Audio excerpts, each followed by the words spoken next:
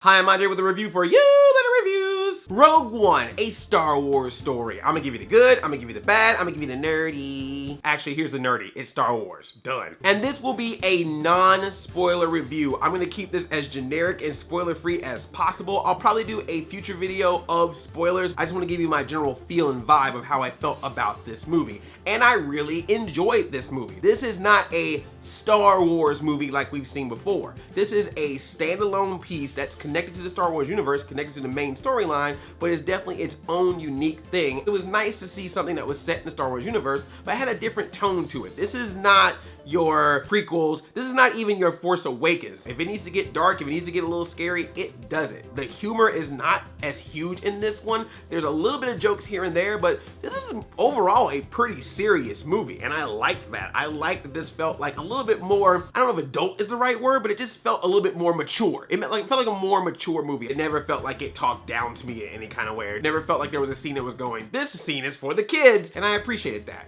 This is a war movie. There are scenes in this movie, particularly in the action sequences, that feel like a legitimate war film. If I didn't see the Star Wars type stuff in the shots, I would almost think I was watching a war movie. There's scenes in this that kind of are feeling reminiscent to war films, both in movies and sometimes even in real life. And again, I just love that because that was something different. I mean, we keep calling these films Star Wars, and this is like legit wars with actual people, none of them clones nonsense. This is actual people going to battle, going up against the Empire, whether they're rebellion or they're people who just want to protect their land, whatever the reason. And of course, the Empire wants to take control, wants to bring order to the universe.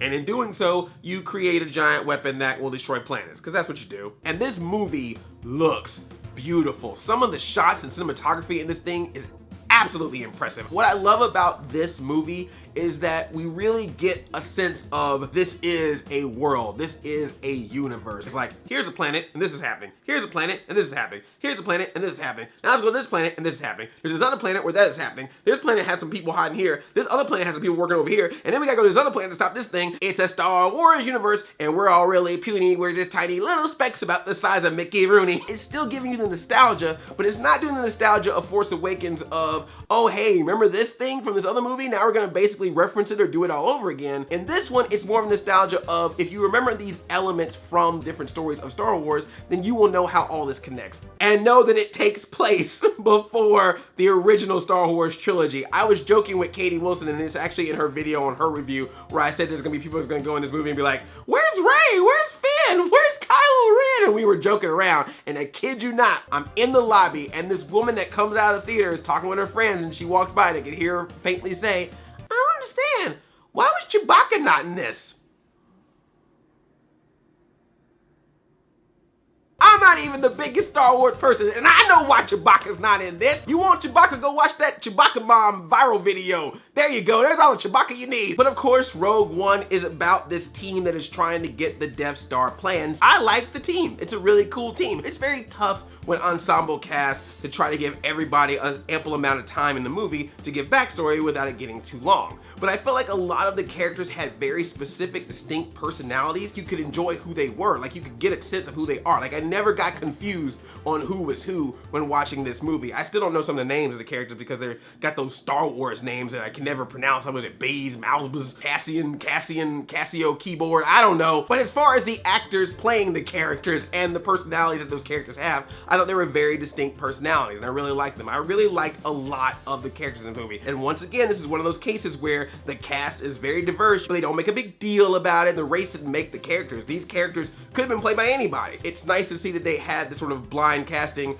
and a blind character. Speaking of which, Donnie Yen is so awesome in this movie. If you saw a little inkling of the trailer, you're like, that's a cool dude. But I'm telling you, that dude is awesome. Everything he says, everything he does, I love him. He's got a phrase in this movie, and I feel like it's going to be the phrase that everyone's going to be saying for the next few weeks on Twitter and social media or in the comments. Diego Luna, who's one of the main guys in this, he's really good in this. I can't remember the guy's name, Jiang Yen, the guy that works with Donnie Yen's character. He was great. The pilot in this, great. K2SO, the android in this, absolutely awesome. Alan Tudyk does a great job. This is probably one of my favorite droids, period, because he talks like a robot. He speaks logic. He doesn't understand niceties, subtleties, manners, you know, compassion. It's just, this is the fact and I'm gonna put out the fact, or I'm gonna put out how I feel right now, and that's just what you're gonna get, because I'm a robot. Jyn Erso in this movie, I like her character, I like the story that they gave her character, it's just that everyone else around her is much more interesting, and what hurts too,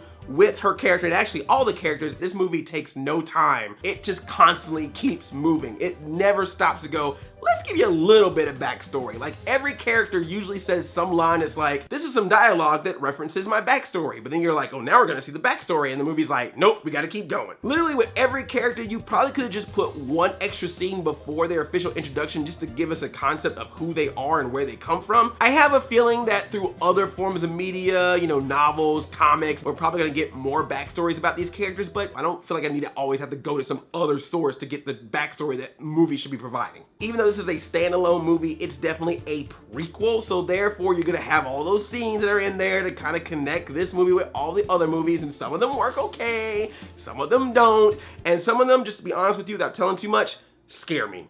Like, too accurate. Disney's technology kind of scares me a little bit. I'm a little concerned. They have too much power over there. Like I said, when this movie is going full on action, it is so good and so entertaining. It's just action packed, it's enjoyable. The scenery is amazing. It looks like a great space war film. I really, truly enjoyed it. And it's just nice to see a different type of Star Wars movie other than the basic episodes that we've gotten. Because the only other movie I know that was Star Wars related that was not one of the main Star Wars movies is those Ewok movies. Remember those Ewok Adventure Battle for Endor or whatever?